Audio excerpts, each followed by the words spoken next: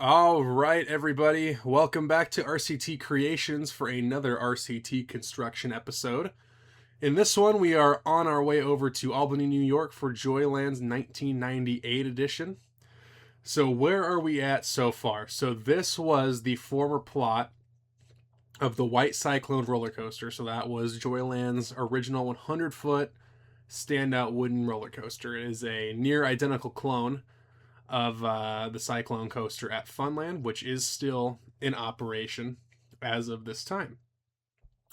So as you can see, we're kind of going to get started with the station here. I'm not going to get too in depth with this part yet because I end up having to rebuild the ride on multiple occasions, at least partly.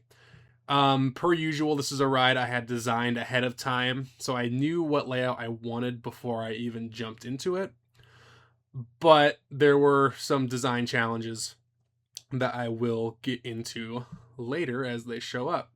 So we're going to start with kind of the Mantis Chang-like turnaround up top off the drop of the lift, and then into the standard big vertical loop, and then the dive loop, and then we're going to go into a turnaround right here above the final brake run. And this is very typical of one of the bigger style B&M stand-ups that the company would build. I believe Mantis, being the first of the big style B&M stand-ups, it has a layout just like this, with the first drop with that turnaround, which ends up being a straight first drop rather than a curved one. It has the big vertical loop, the dive loop, a turnaround kind of around the station, above the station, and then it has an incline loop into the mid-course brakes. And you're going to see the first half of this ride is going to be very similar to that, much in the same way that Chang, or Green Lantern as it was later known, has a very similar start to the layout that Mantis did. The final stats for this ride will end up being 130 feet tall, so Xenon, the last stand as it will be known. So what we're doing with that name, we're taking the last stand at Funland, and we are incorporating the Xenon theme into it. So it's going to be the same theme as Xenon 200. And we're going to end up using the last stand subtext that we used over at Funland for just the ride called The Last Stand. And as you see right here, we're having the same. Here's kind of some of the design problems I ended up having early on. I ran into Redline Way, and having built that just 3 years, ahead of time, really did not want to have to remove that ride or modify that ride. So we're going to adjust our plan here. So we're going to move the lift hill forward, or the first drop forward a little bit, give us a little more space to play with, and then we're going to recreate the layout that we already have. And I just wanted to make sure I gave myself enough space so it wasn't too close to that walk-in path. So we're going to get rid of some of those pavilions right there, and then modify beyond that, which is unfortunate because I had the transfer track set up already. Anyway, I was talking about the stats for this ride. So Xenon 200, to open in 1998 at Joyland Amusement Park in Albany, New York, will stand at a height of 130 feet, feature a top speed of 65 miles per hour, and a track length of 5,059 feet. So it will definitely fit right in among the bigger stand-up coasters that B&M would end up building. As we go a little more in depth on that, let's talk about kind of the history of the B&M stand-up. So Bolliger and Mabillard, or B&M for short, their first ever coaster design under their own company. They had worked for Intamin ahead of time and designed a few stand-up coasters that used their famous box track. But their first in-house design was Iron Wolf for Six Flags Great America, which was a stand-up roller coaster. It featured the 4-cross seating that kind of ended up being featured on, I believe it was called Z-Force. And I can't remember if it opened at Six Flags Over Georgia or Six Flags Great America first in Illinois. I'm pretty sure it was Six Flags Great America, but that's what I'm going to roll with. That was the first coaster to ever feature 4-cross seating, and that would become a staple of the B&M design. We're going to hop in. I'm going to talk a little bit more about our layout here, but we're going to run into some more challenges with the post-mid-course brake run there. And we're going to need to make a little bit more modification to the downtown section of the park, but that's okay because we're bringing in a new experience anyway. And there goes all that path we worked so hard on early, and here comes the turnaround off the mid-course, and we're going to run into issues because in the pre-made design, it runs into exactly where Redline Way stands, and it's going to take me a little bit to kind of get it figured out. So anyway, Iron Wolf, being the first B&M coaster, was a B&M stand-up located at Six Flags Great America. It would later be relocated to Six Flags America in Marlboro, Maryland, which unfortunately, just as of this year, as of the end of October, has closed its gates for the final time. And we will wait and see what the final story of that coaster ends up being. The next B&M stand-up would be Vortex at California's Great America, which would open in 1991. And then I'm going to also mention Vortex at Carowinds, which would open in 1992. And the reason I'm going to bring those two up close together is just because they are very, very similar rides. I believe they're both very similar heights. They both feature one loop, one corkscrew, much like Iron Wolf at Great America did. And there's not much more beyond that. When we really start getting into the layouts much more like Xenon The Last Stand here is when we get to Mantis at Cedar Point, which would open in 1996. Now, Cedar Point has a reputation for building the biggest and the baddest coasters, and when they asked B&M to build a stand-up for them, much like they did with their invert in 1993, they asked B&M to go bigger, taller, faster. So they built Mantis in 1996, which featured a lift height of, I believe, 130-something feet. And then it would feature a massive vertical loop, at the time the biggest vertical loop ever built. And it would feature the dive loop, the turnaround, the incline loop, which is a vertical loop, but just angled slightly to the side. In game here, I use just the medium vertical loop, which is provided in the OpenRCT2 game, to kind of emulate that as much as I could, because we do not have an incline loop available in game. But I think the medium vertical loop ends up looking pretty darn good in place. Following Mantis at Cedar Point, Kentucky Kingdom in Louisville, Kentucky would follow that, and they would want the biggest and baddest stand-up roller coaster, and they would contact B&M in 1997. Following that, Six Flags Magic Mountain would construct Riddler's Revenge, another bigger, taller, and faster stand-up roller coaster. While Chang and Mantis followed a very similar layout, the only difference between Mantis and Chang really is the past brake run point. Chang features 2 corkscrews, whereas Mantis only features 1. But beyond that, those two layouts are very, very similar. Now, when you go to Riddler's Revenge over at Six Flags Magic Mountain, you're going to get a little bit of a different story, because rather than featuring the vertical loop to dive loop to turnaround, Riddler's Revenge, B&M would throw in yet another dive loop. So it's dive loop, then the incline loop into the mid-course brakes. And then it follows a similar path to Chang, where it has the 2 corkscrews as it heads towards the final brake run. The final B&M stand-up would be Georgia Scorcher. Well, I shouldn't say final B&M stand-up, because SeaWorld Orlando would kind of add to that fairly recently. But the last traditional B&M stand-up would be Georgia Scorcher at Six Flags Over Georgia in 1999. And rather than build it bigger, taller, and faster, it would kind of be a modest size and would feature kind of the original intention where Iron Wolf did, where it has a vertical loop and a corkscrew. So that's kind of a rough history of the B&M stand-up. Now, in the modern age, B&M has reinvented their stand-up as the surf coaster. The first one to be built was at SeaWorld Orlando, and pretty darn good ride, but it is not a traditional stand-up, so I will save that for potentially a future video. So talking a little bit more about the layout we have here of Xenon The Last Stand, you kind of saw some of the design challenges I ran into with it. The first half, we had to pull back a little bit further, closer to the entrance, so we could fit everything we wanted to. Starts very similar to Mantis and Chang, where it has the large vertical loop, our dive loop, our turnaround, our incline loop into the mid-course brakes.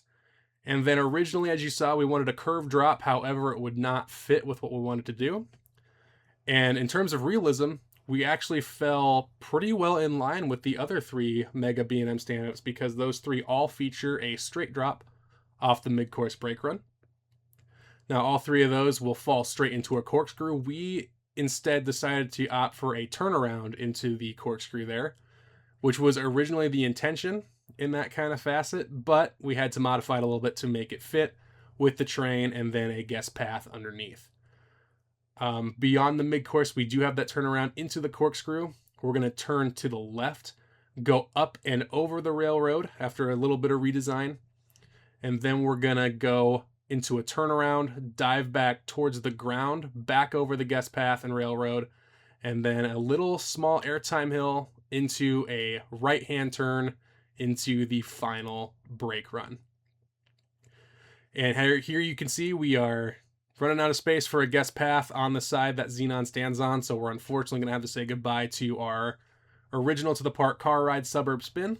Once again, Funland has a ride that's very similar. In fact, the suburb spin at Funland is a lot longer, and the one at Joyland was a much shorter version, but still, it's kind of sad to say goodbye to an original ride to make room for something new. But at the end of the day, that is something you end up needing to do.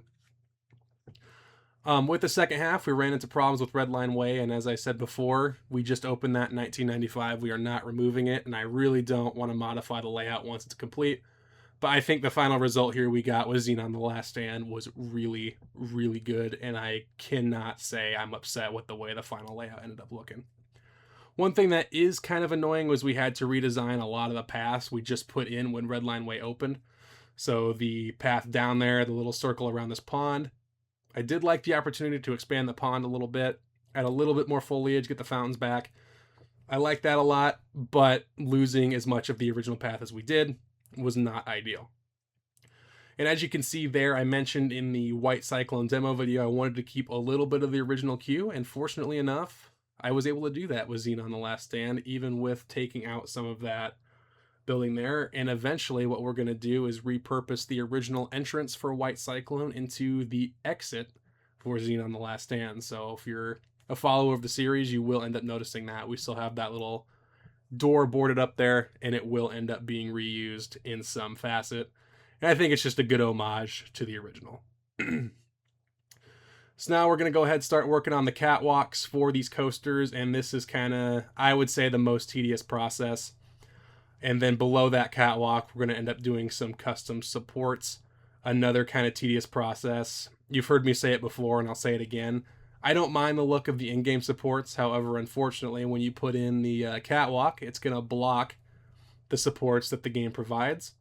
And we'll have to get a little bit creative and make a realistic style support structure underneath of it.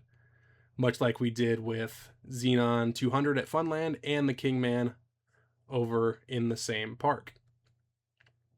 So Xenon The Last Stand follows the same story that Xenon 200 does at Funland. We have an alien meteor land in California, and unfortunately it's starting to spread. So the aliens are moving on to different parts of the country, and they are spreading around the country to do whatever aliens do, I guess. I don't get that far into it.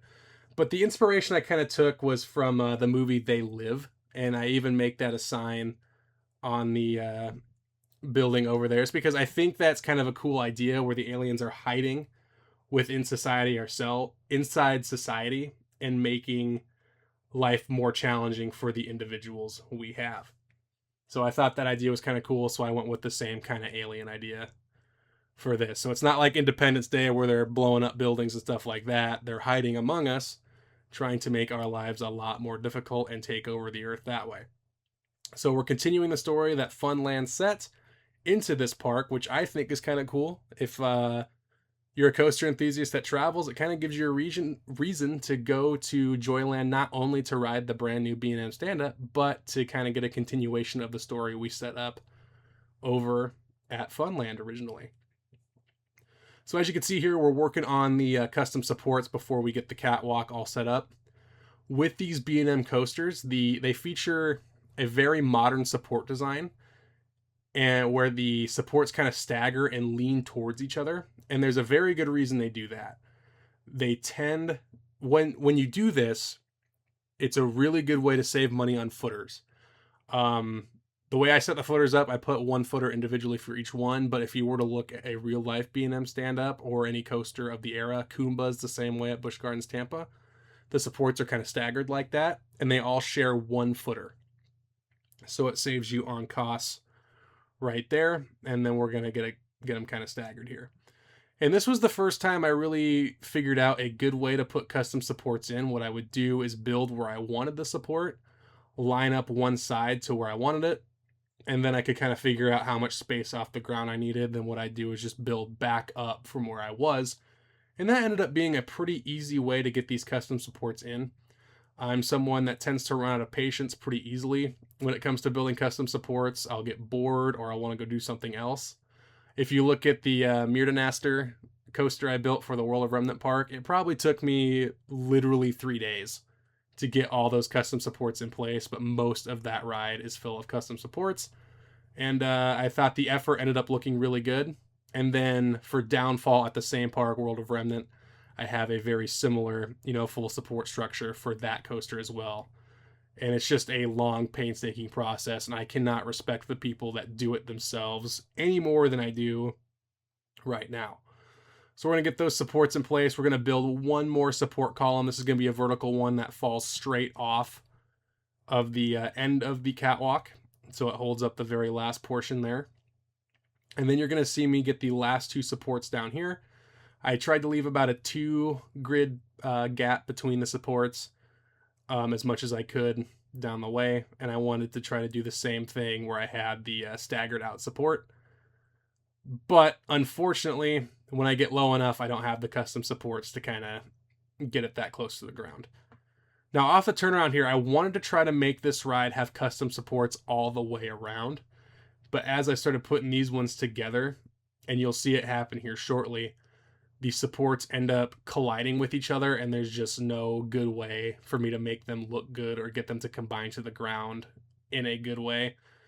So eventually, after fiddling with it for a little bit, I just decided to scrap the whole idea and just leave it with the standard in-game supports as the game will provide. So we're going to go back down here, finish the last supports for the catwalk there off the lift hill. And then we're going to get started on working on how we're going to get the path kind of realigned. I want to make it look a little more seamless down there.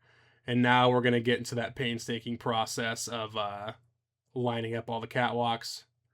Very, very long and tedious process, but I think at the end of the day, it ends up looking really, really good. I like the way it turned out on Kingman, and I really like the way it turned out on this ride as well. So while we go through this painstaking process, I'll kind of give you my experience with B&M stand-up. So I've ridden a few of them, actually. I thought I had less than I do, but I've actually ridden the majority of them. So I rode Iron Wolf, not as Iron Wolf, but as Firebird after it was converted into a floorless coaster at Six Flags America. So unfortunately, I didn't get to experience it as a stand-up, but I have ridden that layout. I have ridden the Vortex at Carowinds, which I actually typically enjoyed. That's one of the rides I see a lot of complaints about on forums that I've seen.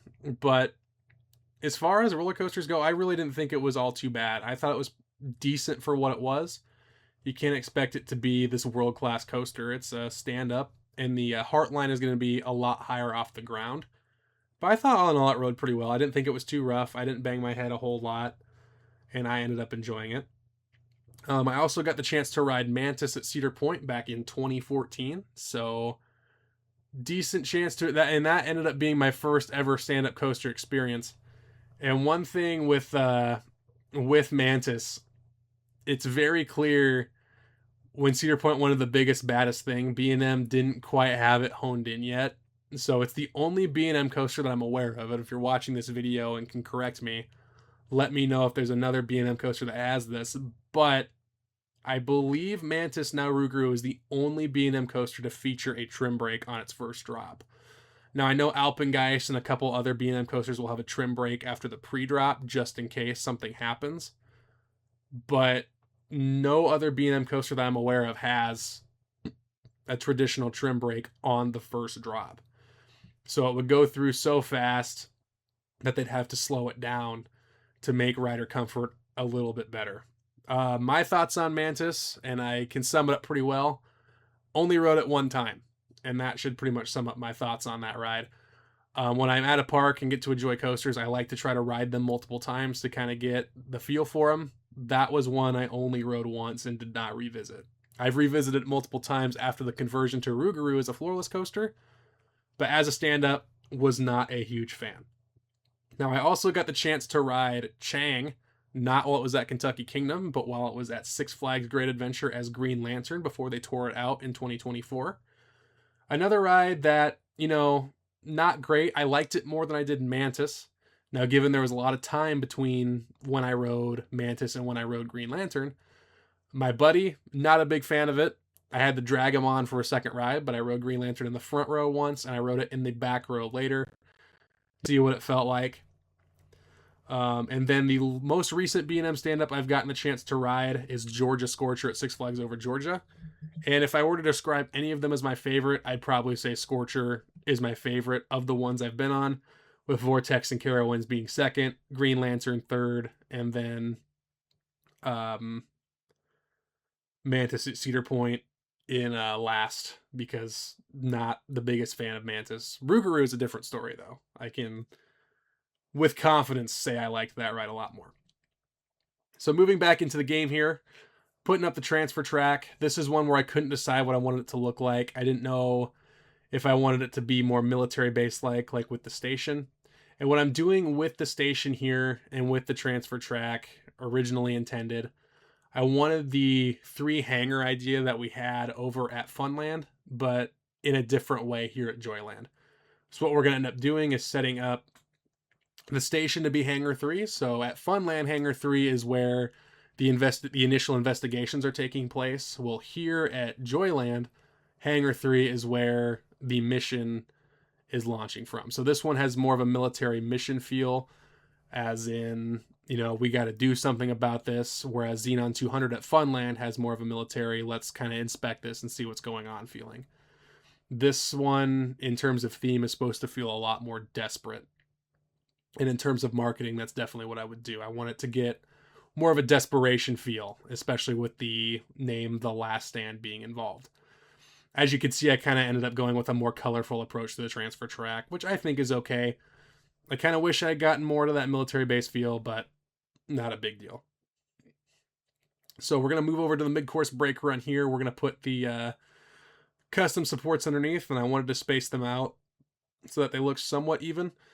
They're going to end up being spaced out just a little bit different, a little bit odd, because I started with 2 and decided 2 didn't look great. It didn't seem like there was enough support there, especially if you're going to e-stop the ride and you're going to have a train come to a hard stop there. There's going to be a lot of force, a lot of lateral force on that support structure.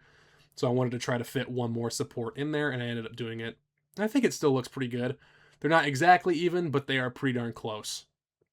So I end up being pretty happy with the final result there. So we're going to revisit our entrance path. I kind of got it started, but wasn't sure exactly how I wanted to do it yet, and it took me a couple tries. I ended up kind of going with this, where the entrance path goes underneath the exit path, so as guests get close to the end of the queue line, you can kind of get a look at what the riders that rode it originally thought about it. And then here comes the idea to repurpose the original entrance for White Cyclone as the souvenir gift shop and then exit for Xenon The Last Stand. Again, any way you can repurpose buildings. I mean, think of any park you've ever been to. There's a lot of different rides that can repurpose different buildings, or a lot of parks that will repurpose different buildings.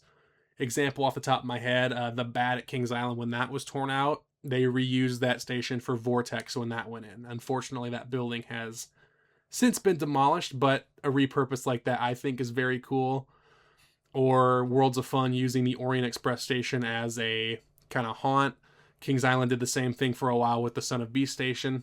It's just a really cool way to get kind of the historians or people that are interested in park history a look at that park history. So I really wanted to try to get something like that in there.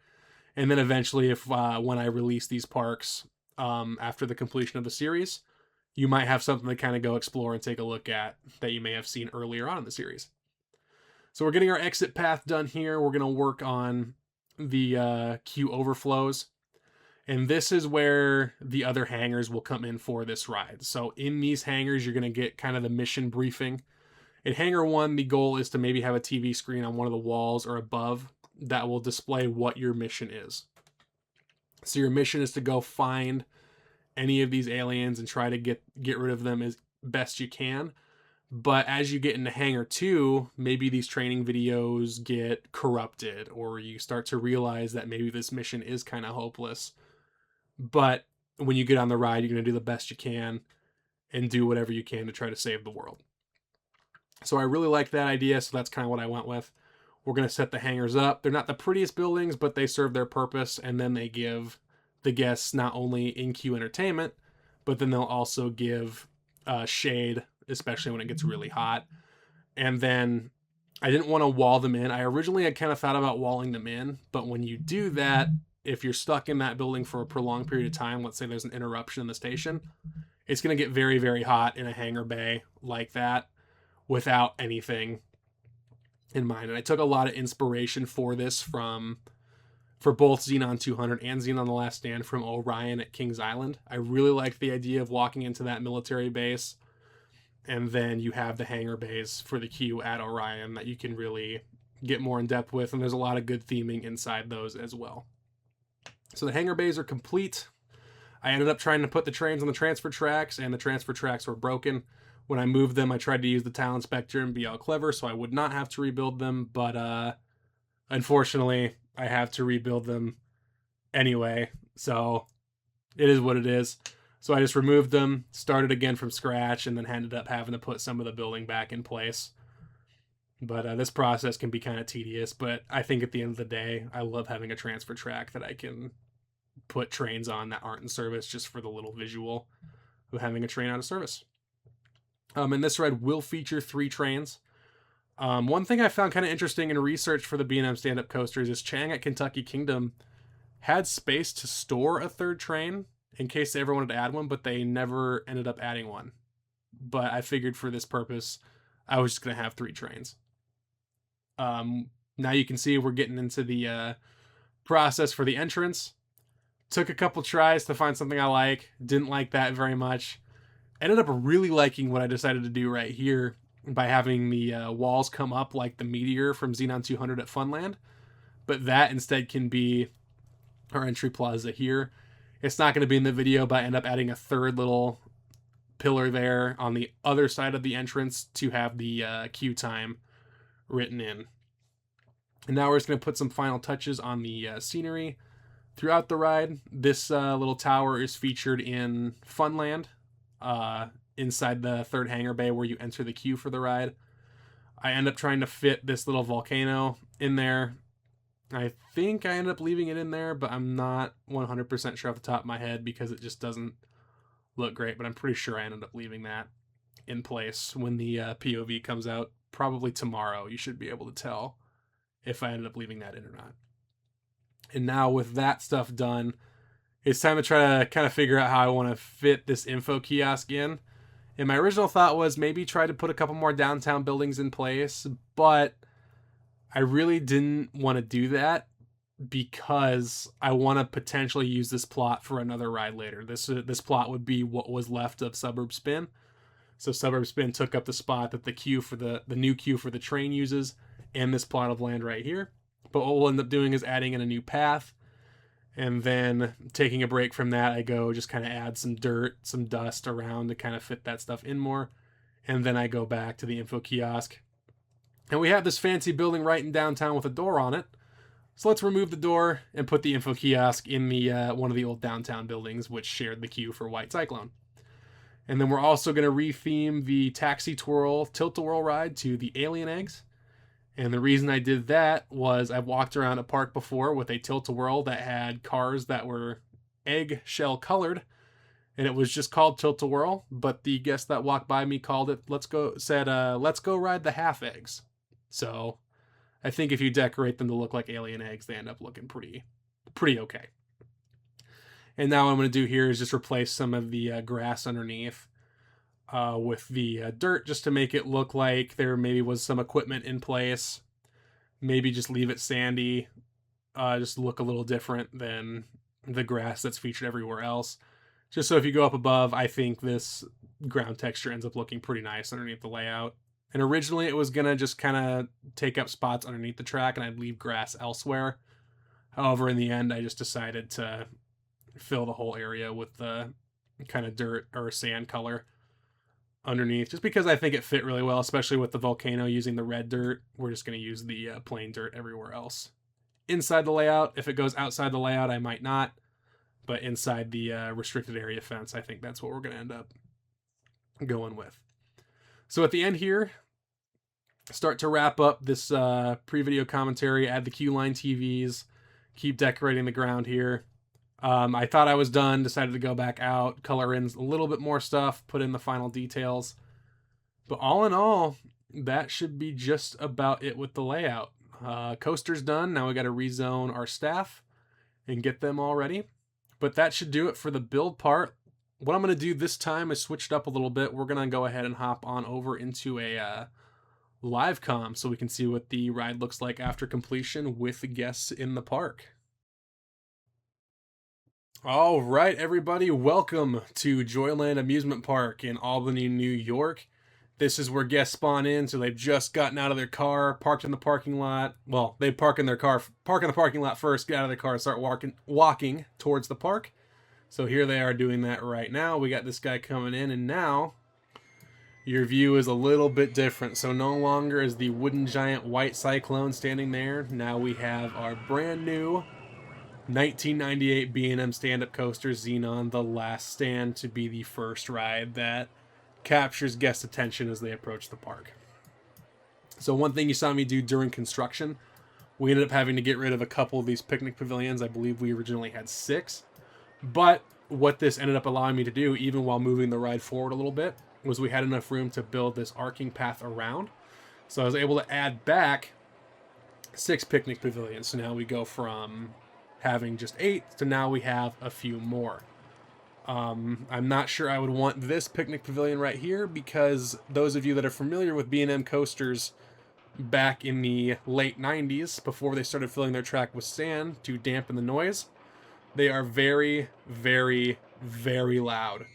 If you've ever been to Cedar Point, walk down the main midway where Raptor is, as this train drops down the first drop, it's going to be quite the roar that goes by guest ears. And it's the same case over with Rougarou. Any of the initial Batman clones, they are very, very loud rides. If you want, please go look up a video. I love the sound personally, but they are very, very loud. One thing I want to touch upon real quick before we move on, if you notice right here, this rails on this ride. So the track itself is orange, however the rails are silver. And if you notice over here on Kingman as well, the rails are silver. Now, it's something with the Kingman build I ended up changing later, because from when B&M started until I believe 1999, fun fact, B&M did not allow parks to paint the rails of their coasters. You can go back and look at images on RCDB of any of the Batman clones or any of the 90s B&Ms. All of their rails are bare steel against the air. Until 1999, parks were unable to paint the rails of the B&M coasters. Moving into our former downtown area, I guess it kind of still is downtown, we have our Taxi Twirl ride rethemed with Xenon 200 to the alien eggs, and they are recolored to match the new paint scheme of the brand new ride. Oops, I did not mean to see underground. Further in we go, we have a couple of signs, again, kind of themed back to the movie They Live. Watched that in film class back in high school, and I really liked the concept, so that's kind of the concept we're going with for the theme of these coasters, both Xenon 200 and Xenon The Last Stand here in Albany, New York. We have another sign that just says beware, and then our main entrance and exit points are right here. And as I mentioned in the video, this was the original entry point for the White Cyclone wooden roller coaster. As I mentioned in the White Cyclone deconstruction video, a little bit of history with the Fun Corporation parks. White Cyclone was always just a storyboard piece until this series started, so it never actually existed. Xenon was always the ride that was there from the inception, but now instead of just having White Cyclone be a storyboard piece, it actually did exist.